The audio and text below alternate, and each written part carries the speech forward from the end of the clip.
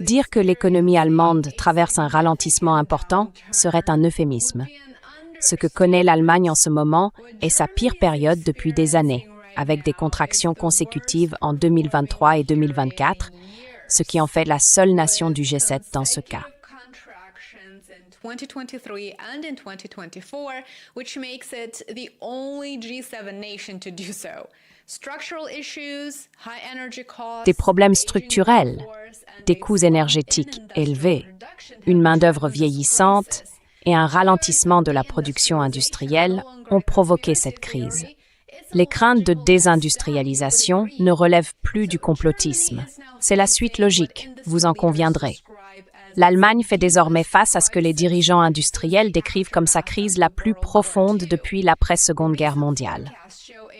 Les prévisions récentes montrent un net ralentissement de la croissance, les projections passant de 1,3% à seulement 0,6% pour l'année.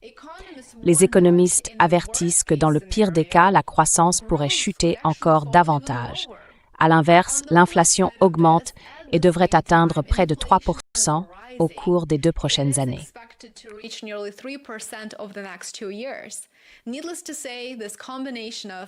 Inutile de dire que cette combinaison d'une faible croissance d'un côté et de hausses de prix persistantes de l'autre exerce une pression considérable sur les ménages comme sur les entreprises.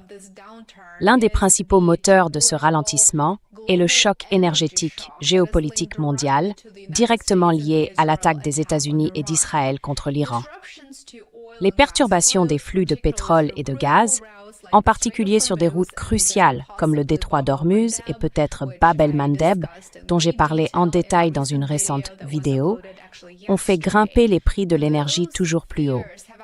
Pour l'Allemagne, qui dépend fortement d'industries à forte intensité énergétique, comme la fabrication, cela a eu un impact direct et préjudiciable.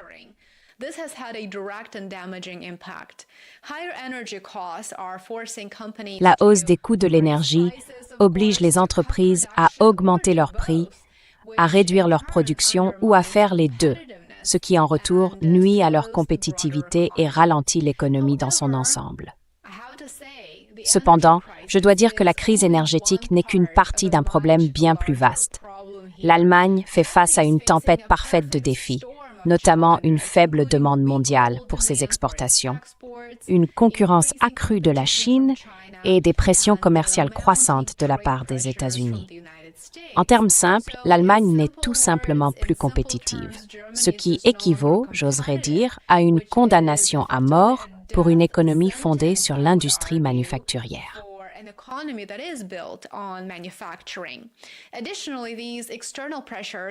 De plus, ces pressions extérieures frappent une économie qui a déjà subi 2 années consécutives de récession. C'est donc le pire scénario possible pour l'Allemagne. Et au lieu de rebondir fortement, ou même modérément, l'Allemagne peine désormais à maintenir une croissance économique très modeste, la production industrielle devant à nouveau reculer l'année prochaine.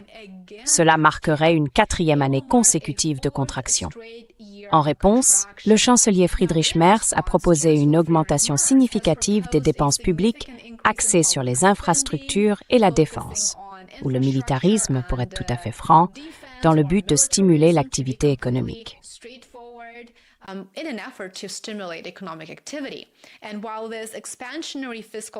Et bien que cette politique budgétaire expansionniste contribue à prévenir un ralentissement plus profond, les experts, y compris le Fonds monétaire international, avertissent qu'elle ne sera pas suffisante à elle seule pour garantir une reprise durable. Le problème, ici, est que les mesures de relance à court terme ne peuvent pas vraiment résoudre les faiblesses structurelles plus profondes de l'économie allemande. Ainsi, en plus des problèmes géopolitiques, comme je l'ai brièvement mentionné au tout début de cette vidéo, l'Allemagne est confrontée à de graves problèmes structurels internes. Ces problèmes structurels deviennent de plus en plus difficiles à ignorer. L'Allemagne fait face à un vieillissement de sa population et à une pénurie chronique de main-d'œuvre, 2 facteurs qui limitent le potentiel de croissance à long terme.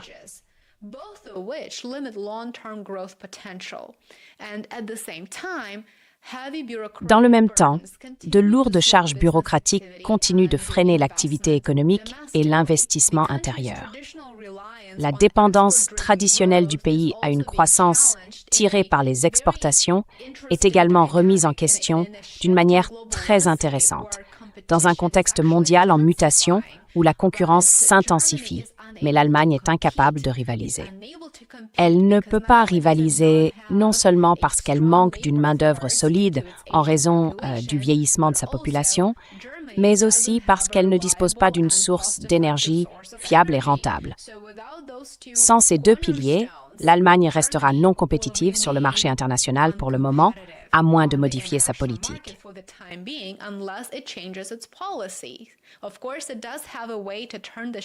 Bien sûr, il existe un moyen de redresser la situation, mais cela nécessiterait un changement de politique, ce qui semble peu probable dans le contexte politique actuel. Les prévisions indiquent que le taux de croissance potentiel de l'Allemagne, déjà très faible, pourrait en réalité tomber à 0 d'ici la fin de la décennie, si ces problèmes ne sont pas résolus. En Allemagne, les dirigeants industriels se montrent de plus en plus critiques à l'égard de la réponse du gouvernement. La Fédération de l'industrie allemande a averti que l'économie est en chute libre et a appelé à un changement de cap décisif axé sur la compétitivité et la croissance. Les entreprises estiment également que les mesures actuelles progressent trop lentement et ne s'attaquent pas aux causes profondes du déclin, suscitant des inquiétudes quant à une érosion industrielle à long terme.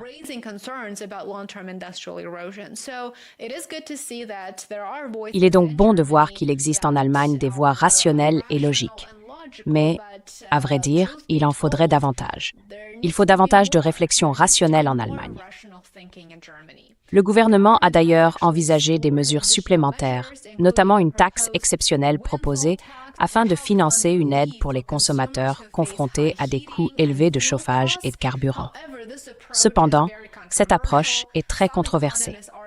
Certains économistes soutiennent que la baisse artificielle des prix de l'énergie pourrait fausser les signaux du marché et décourager les ajustements nécessaires. Ils préconisent donc un soutien ciblé aux ménages plutôt que des interventions générales. Mais malgré les perspectives sombres que je viens de décrire, on s'attend à une légère amélioration.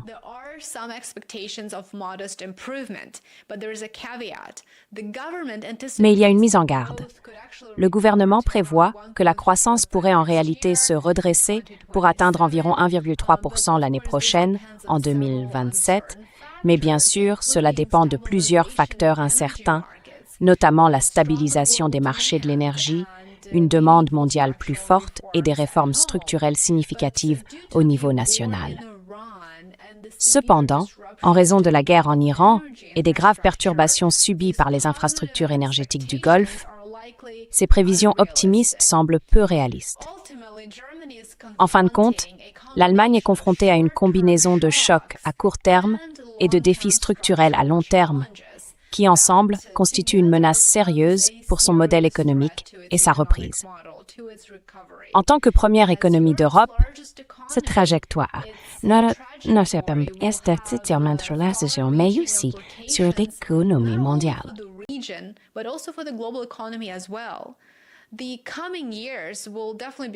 Les années à venir seront sans aucun doute cruciales pour déterminer si l'Allemagne peut traverser avec succès cette période de bouleversement, si elle peut même se redresser ou si elle devra affronter une transformation plus profonde et durable, voire une détérioration. Il convient également de noter qu'après 2019, l'Allemagne n'a montré qu'une reprise très modeste. Mais ensuite, en 2022, il faut blâmer les politiques du gouvernement allemand qui ont provoqué cette récession prolongée et cette incertitude. Le refus d'importer de l'énergie russe a été un problème majeur qui a coûté à l'Allemagne non seulement la stabilité de son secteur manufacturier, mais aussi tout espoir de stabilisation et de reprise économique rapide. Merci beaucoup d'avoir regardé. Je vous suis reconnaissant d'être là comme toujours. Merci infiniment pour votre soutien. N'oubliez pas de me suivre sur Substack et Patreon pour plus de contenu. J'aimerais beaucoup vous y retrouver. Passez une excellente journée et on se retrouve ici demain. Enjoy the rest of your day. I'll see you back here tomorrow.